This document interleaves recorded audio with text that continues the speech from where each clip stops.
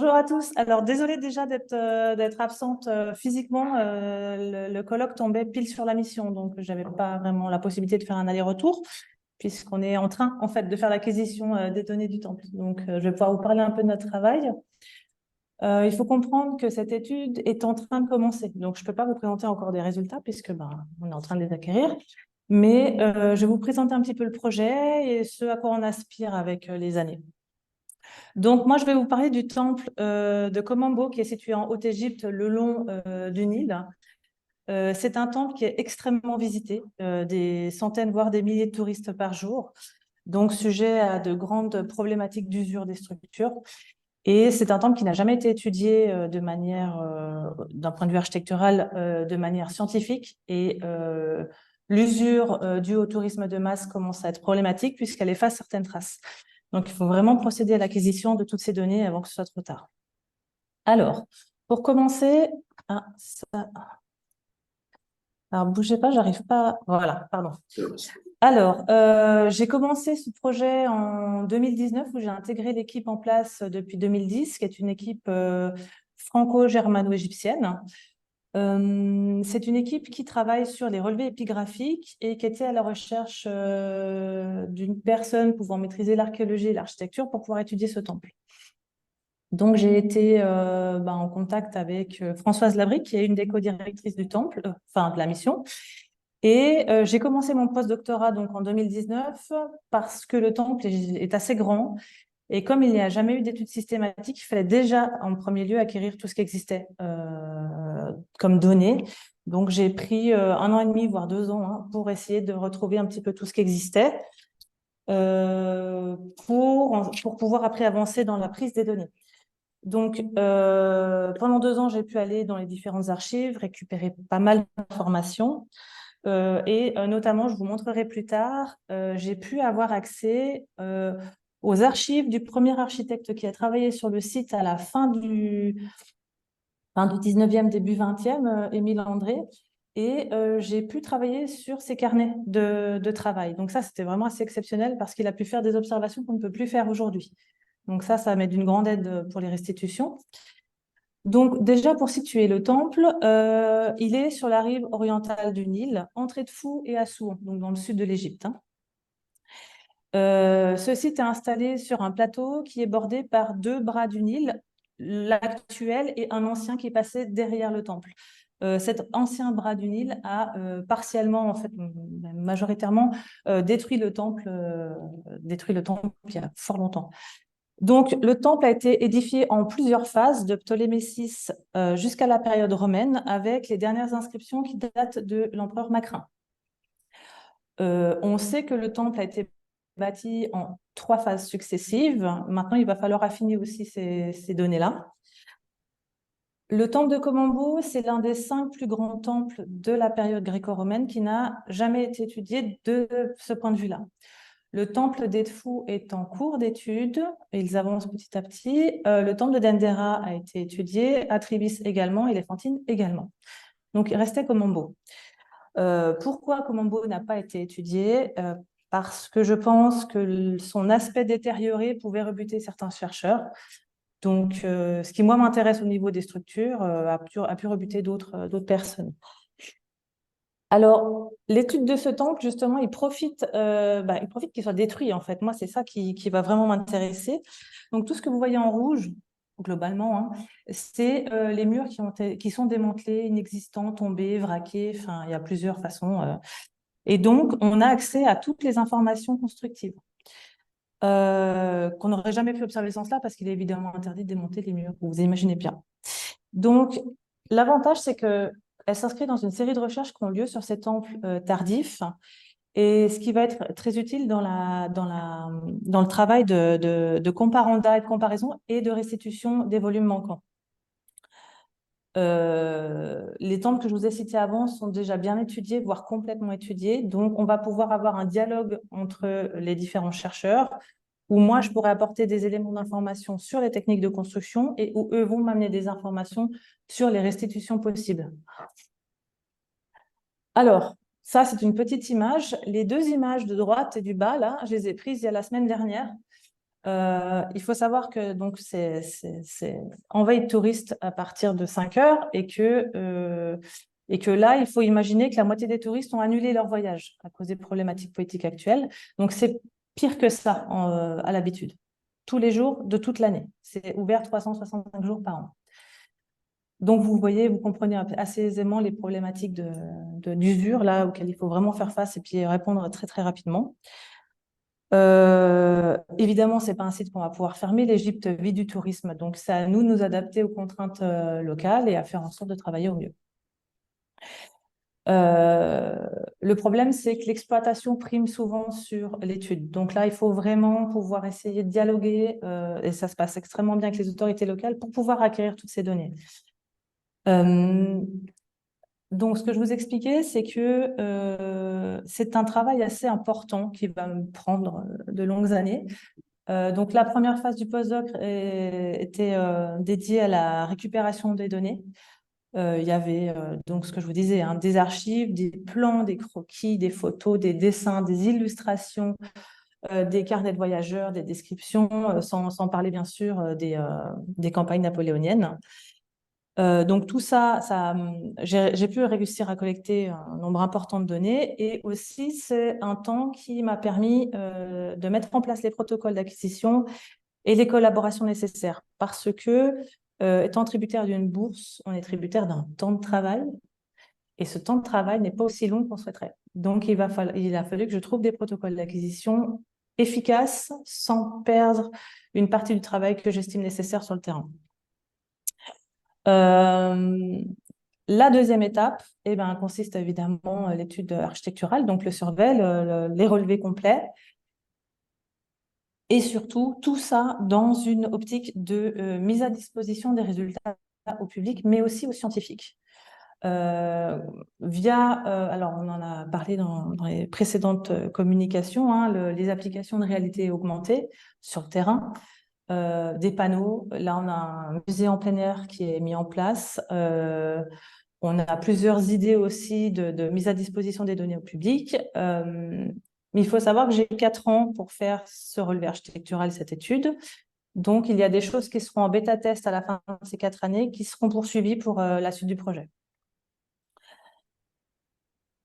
Alors, on a 2 grandes étapes dans les relevés architecturaux. Hein. On a les relevés architecturaux et archéologiques, hein, parce qu'il va falloir aller voir un petit peu ce qui se passe au niveau des fondations dans la mesure du possible. Dans un second temps, on va passer aussi aux analyses des structures horizontales et verticales et aux structures, aux analyses statiques, notamment les stress de tremblement de terre et les tassements différentiels.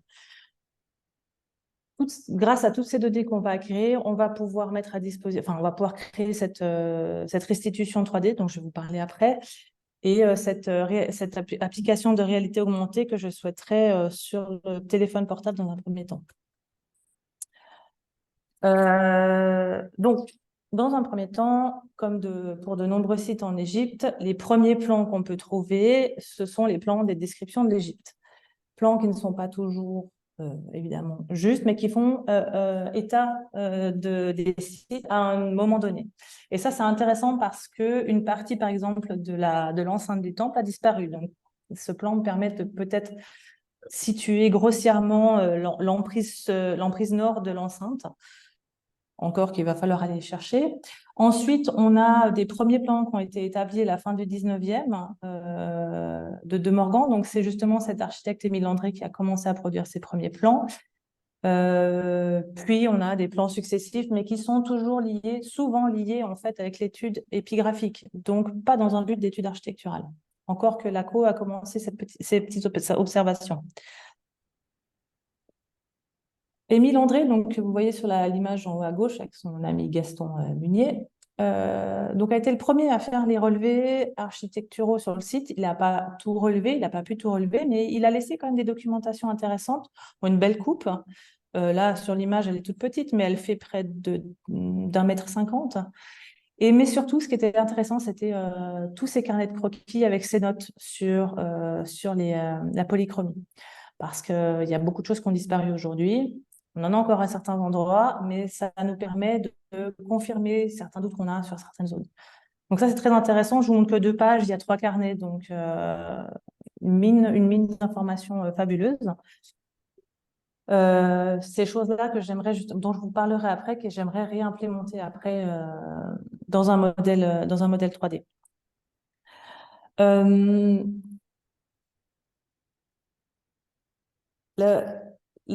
je vous disais, le choix des méthodes est inhérent au temps de travail sur le terrain et il fallait que je trouve une manière de relever ce temps de manière efficace, efficiente et aussi détaillée que moi je le souhaite. Donc,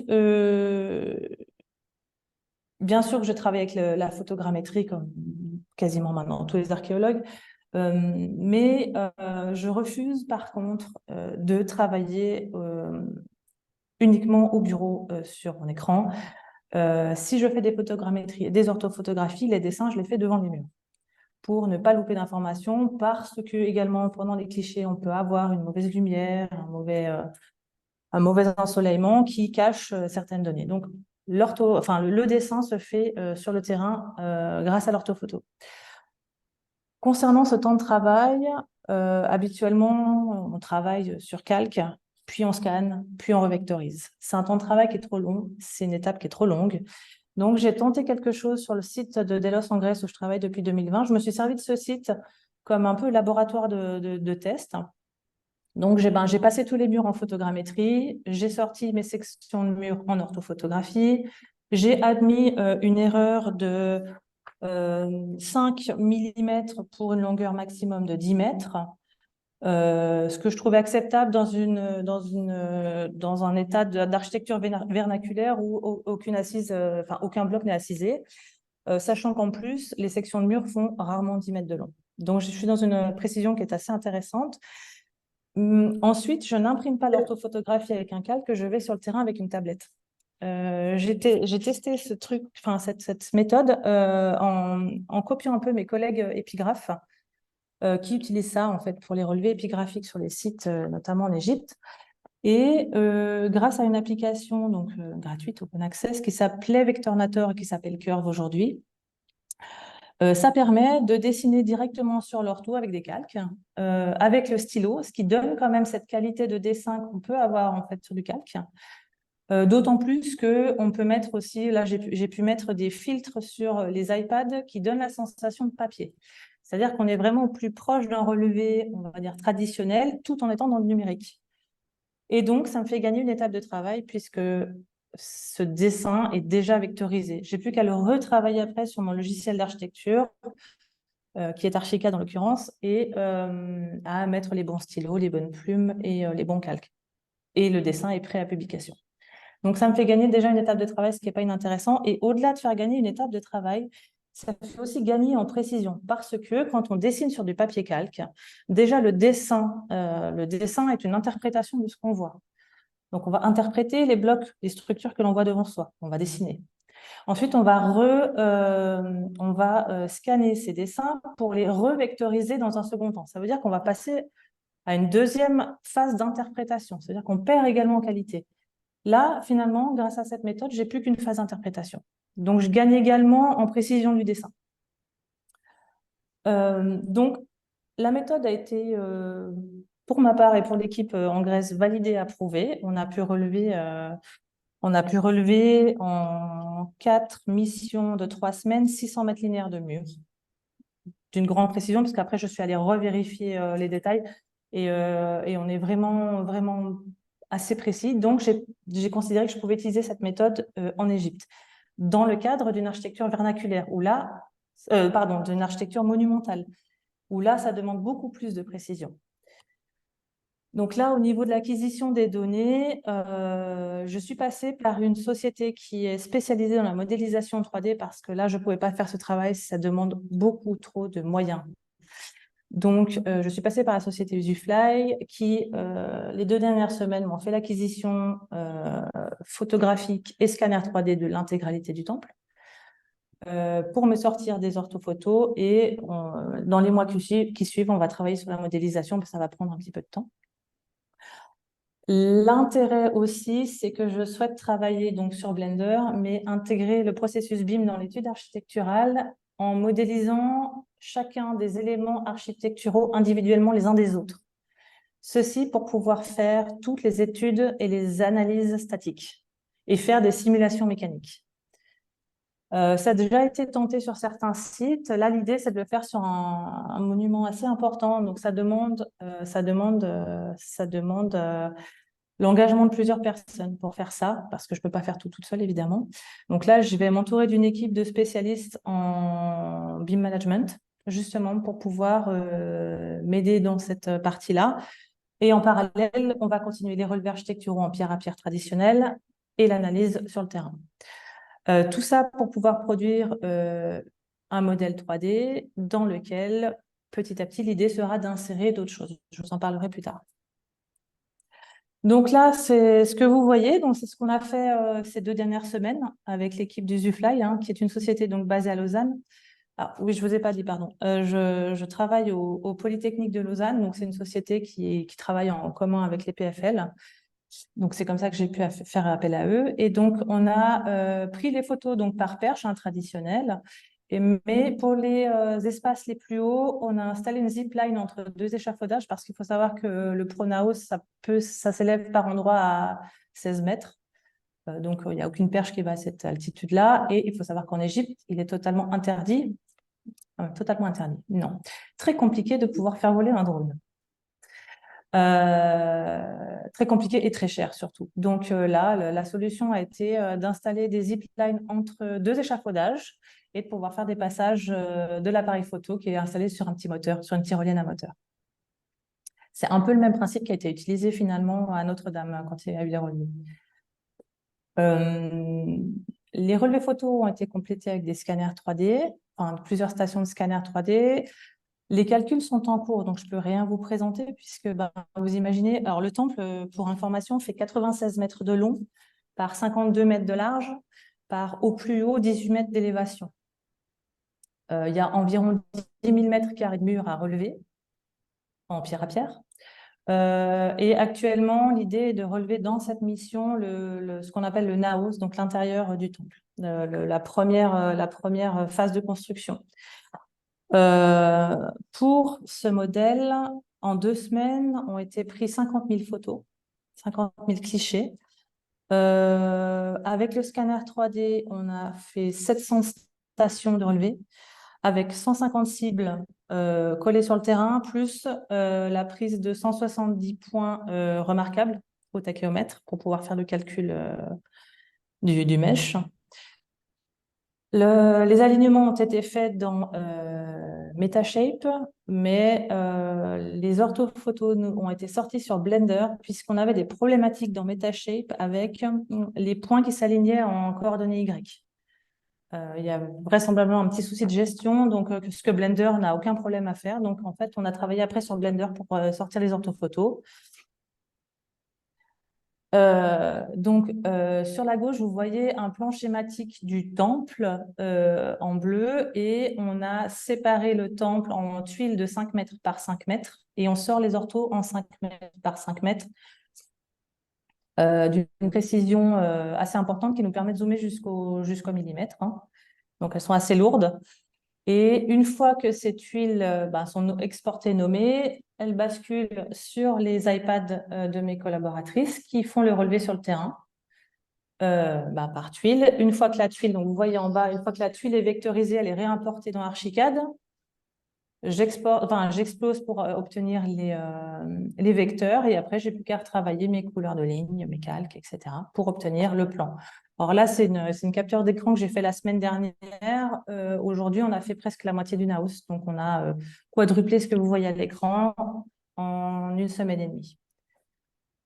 Le degré de détail est plus que satisfaisant. La semaine prochaine, on va pouvoir imprimer ces plans au 50e pour pouvoir retourner faire une dernière vérification de terrain. Comme ça, on est sûr qu'on ne passe à côté d'aucune information. Les degrés de détail sont dessinés au 50e, mais l'impression finale sera au 100e. Donc, c'est ce qui nous permet aussi d'avoir vraiment les détails importants. Et après, en fonction des impressions, je pourrais éteindre ou allumer certains calques.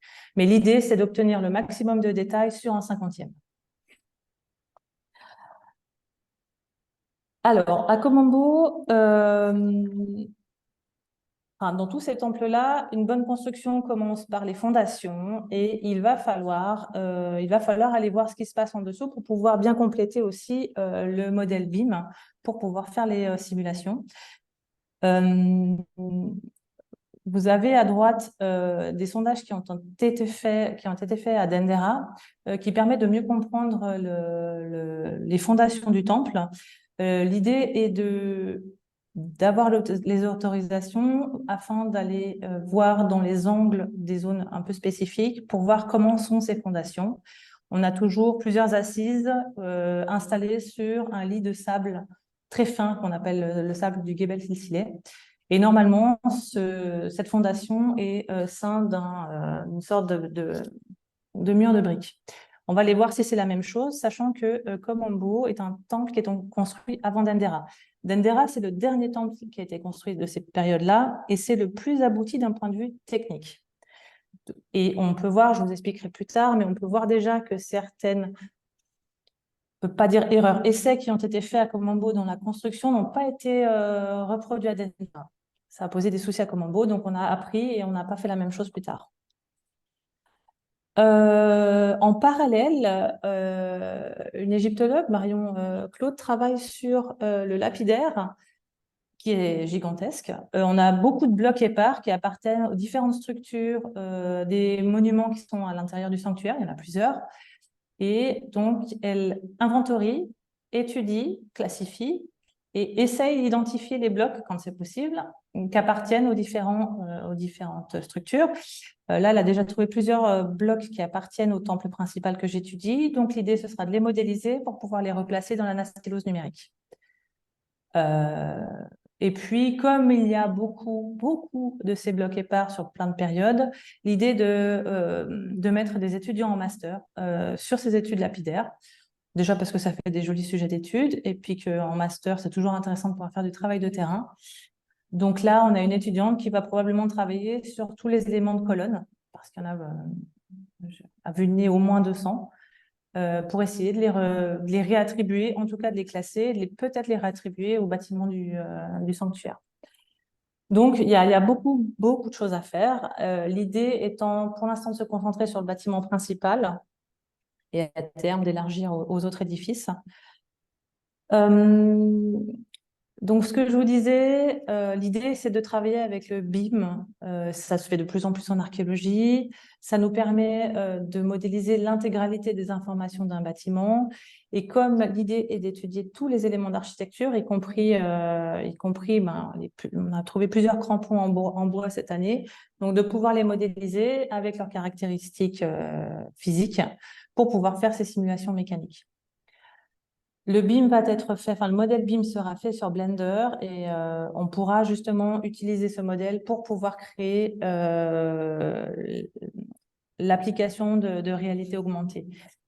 Et je parle bien de réalité augmentée et pas de réalité virtuelle. Et l'idée est que les personnes qui sont sur le site utilisent leur téléphone pour pouvoir virtuellement reconstruire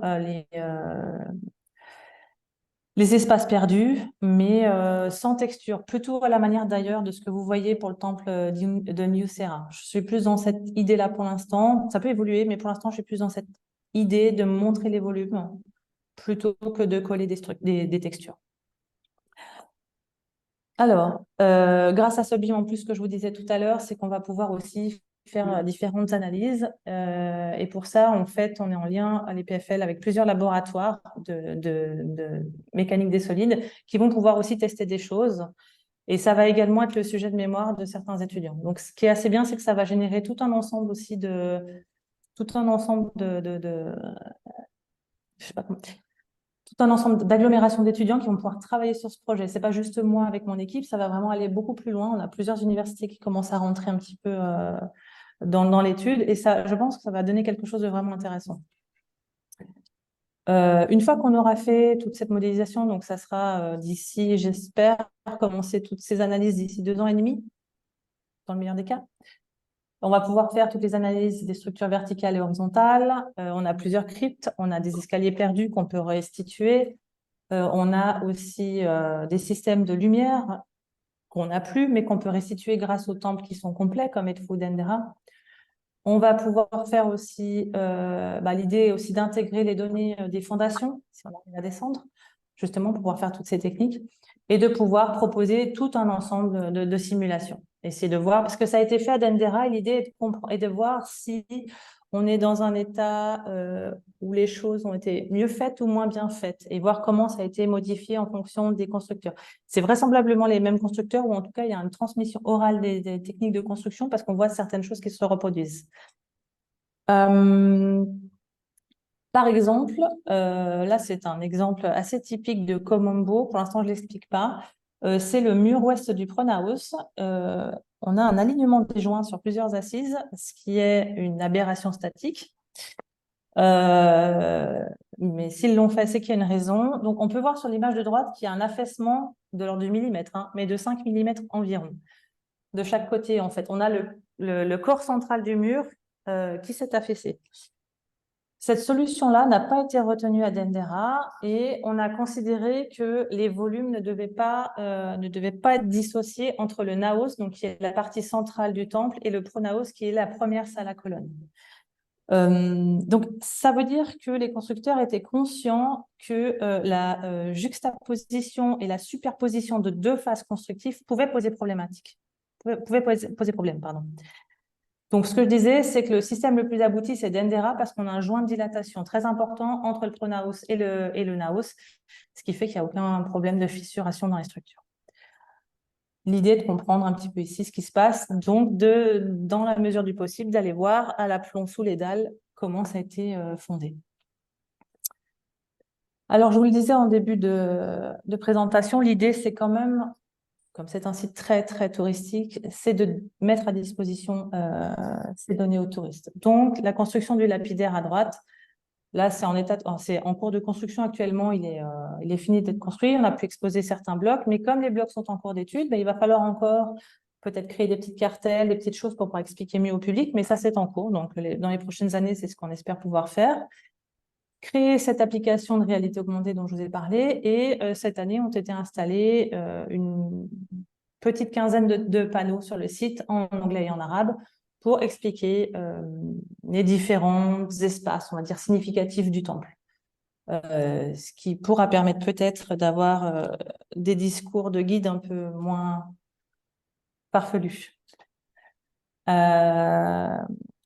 Le fait est que, je salue d'ailleurs mon collègue Alain Brice-Pimpot qui est en ligne, parce que je le prends comme exemple. L'idée est d'arriver à un résultat comme a été fait par Hélène Dessalles à la Villa Diomède avec son équipe, c'est-à-dire de pouvoir implémenter à terme dans l'application toutes les données qui existent, qu'on a pu acquérir. Et je trouve que c'est un outil remarquable de communication avec le public, mais pas que. C'est aussi un outil remarquable de communication avec les autres scientifiques. Parce que ça permet d'avoir sur un modèle plusieurs types d'informations. En l'occurrence, à Komombo, on va pouvoir implémenter les relevés épigraphiques, puisqu'ils sont tous numérisés. Donc, on va pouvoir les implémenter à terme dans ce modèle 3D. Puis, cette implémentation du relevé épigraphique pourrait peut-être amener aussi à avoir des vignettes de traduction ou d'explication des scènes pour les touristes. Ça pourrait être très intéressant, ça. La traduction des hiéroglyphes n'a pas un intérêt en soi si on n'est pas égyptologue. Par contre, l'explication des scènes peut l'avoir pour les gens qui viennent visiter. On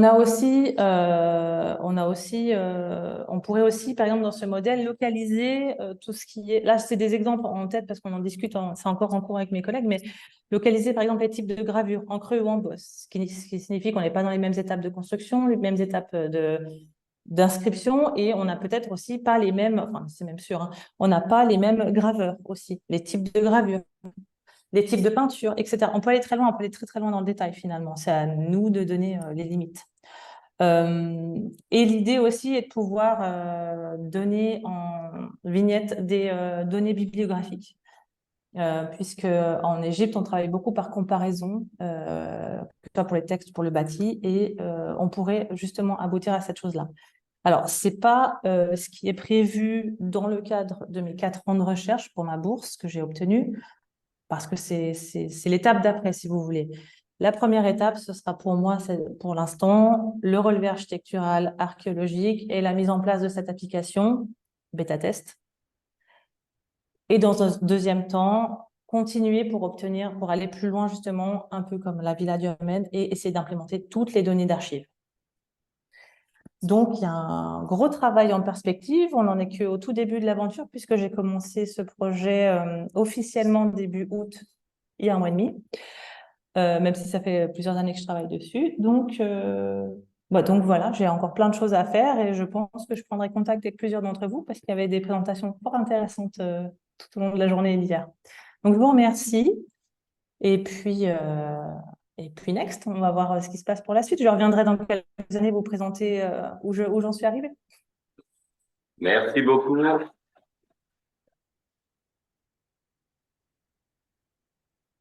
Est-ce qu'il y a des questions?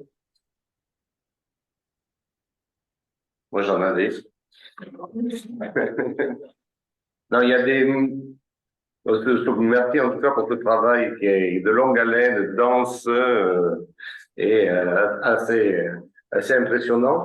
La question que j'avais était un point de détail sur deux transparents, mais qui m'intéresse particulièrement, c'est les mots-clés certains mots-clés qui sont apparus comme Blender GIS, Blender BIM. Est-ce que c'est le genre d'outil où vous avez déjà eu des expériences? Est-ce que vous êtes sûr que ça va répondre à vos besoins? Alors, moi, j'ai pas eu d'expérience là-dedans. Par contre, mes collaborateurs à l'EPFL, oui, ils travaillent avec ça depuis des années. On a parlé de longtemps de savoir quel était l'outil BIM qu'on allait utiliser. Moi, j'étais partie sur Archicad parce que c'est un logiciel que je connais extrêmement bien. Je travaille avec depuis des années. Mais il n'est pas pertinent dans ce type d'études. Il y a aussi, mince, j'ai perdu le nom, celui qu'on utilise en construction actuellement, Revit. Revit, pas non plus idéal, mais Blender semble, pour l'instant, répondre aux problématiques qu'on se pose. Peut-être que dans 1 an et demi, quand on s'y mettra, on se rendra compte que c'est pas l'outil idéal et on tentera autre chose. Mais après, j'ai la chance d'être entourée de collaborateurs qui ont envie de tenter des choses, tenter des trucs, essayer avec différents logiciels, détourner des logiciels aussi. Donc peut-être qu'aujourd'hui je vous dis Blender et puis que dans 2 ans ce sera complètement autre chose. À voir. Le nom du logiciel qui permet de dessiner directement sur les ordinateurs. Alors, dans ça, quelqu'un voudrait de nouveau le nom du logiciel qui permet de dessiner directement en vectoriel sur les calques. C'est Curve. Alors, il est sur iPad. Je ne sais pas s'il est téléchargeable sur d'autres types de tablets. Il faut essayer, je ne sais pas. C'est Curve, anciennement Vectormator.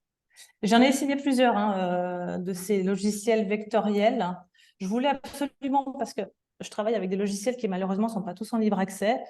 En architecture, on n'a pas mieux que AutoCAD et Archicad pour l'instant. Hors de question de travailler sur un logiciel de vecteur comme Illustrator. Les architectes doivent travailler sur des logiciels d'architecture. Donc pour l'instant, il n'y a pas de logiciel pertinent en architecture en open access. Par contre, pour la vectorisation, il y en a plein. Donc je les ai testés et pour moi, en tout cas pour mes besoins, Curve est le meilleur. Il n'a pas encore toutes les fonctionnalités que je souhaiterais, mais l'avantage, c'est qu'on peut écrire aux gens qui ont fait ce logiciel et en fait, ils prennent en compte les remarques pour les implémenter dans la version d'après. Donc ça, c'est vraiment sympa, quoi. Eh bien, merci beaucoup.